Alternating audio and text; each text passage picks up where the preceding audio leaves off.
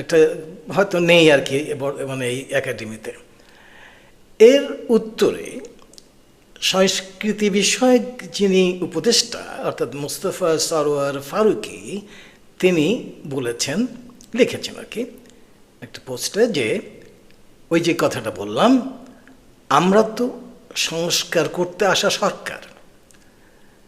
তার মানে যে, এবং এটাও উনি বলেছেন যে আগে যেটা করা হতো, অর্থাৎ মানে সবাই যে ফটো সেশনটা করতো সবাই একসঙ্গে, এটা তো আগের ব্যাপার, তো সেটা আমরা রাখবো কেন, এটা কেন চেঞ্জ করতে হবে, কেন সংস্কার করার ব্যাপার।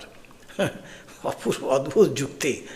অর্থাৎ আগে যেটা শেখ হাসিনা বলে যেটা হতো সেটা আমরা করব না কেন, আমরা সব কিছু সংস্কার করব। আর শেখ হাসিনা আমলে একজনকে আমরা দেখা হলে আমরা বলতাম আসসালামু আলাইকুম, এটা বলতাম আর কি।